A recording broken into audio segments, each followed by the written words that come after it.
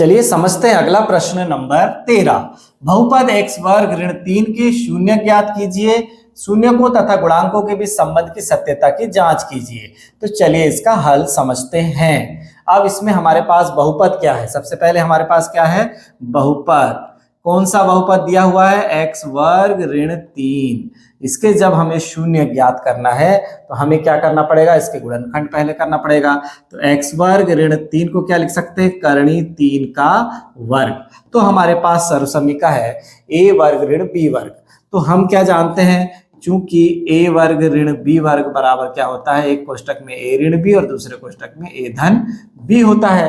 तो इस तरह से हमारे पास सर्वसमीका है, तो हम यहाँ पर उपयोग कर लेंगे। तो एक कोष्टक में आ जाएगा x ऋण करणी 3 और दूसरे कोष्टक में आ जाएगा x धन करणी 3।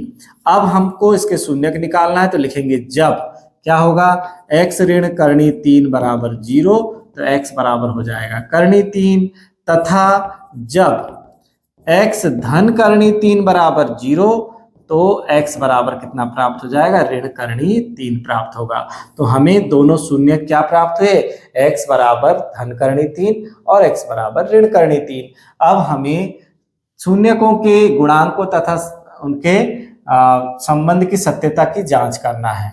ठीक है, तो ठीक है। अब हमको इसमें क्या करना है, शून्यकों का योग, शून्यकों का योग करेंगे।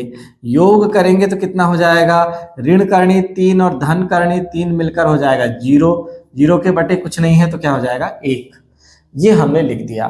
तो वास्तव में 0 और 1 क्या है, 0 देखिए यहाँ पर हम देख रहे हैं कि x वाला पद है ही नहीं, तो यहाँ पर हम लिख सकते हैं ना, ऋण x का गुणांक, x का गुणांक जरूर 0 रहा होगा, तब तो x यहाँ से गायब हुआ ना।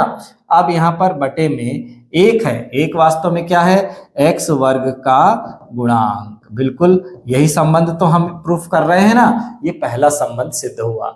इसी तरह से जब हम शून्यकों का गुणा करेंगे, शून्यकों का गुणा करेंगे तो क्या होगा, शून्यकों का गुणा करके देख लीजिए तो कितना हो जाएगा, ऋण करणी 3 गुणा धन करणी 3। तो ये हो जाएगा ऋण करणी 3 और करणी 3 का गुणा हुआ तो 3 हो गया, ऋण 3 आया। ऋण 3 वास्तव में क्या है, ऋण 3 तो सर अचर पद है, उसके बटे कुछ नहीं है मतलब 1 है। तो क्या हो जाएगा, अचर पद बटे x वर्ग का गुणांक, x वर्ग का गुणांक। इस तरह से बच्चों यहाँ पर हमने संबंध की सत्यता की जांच भी कर ली। धन्यवाद।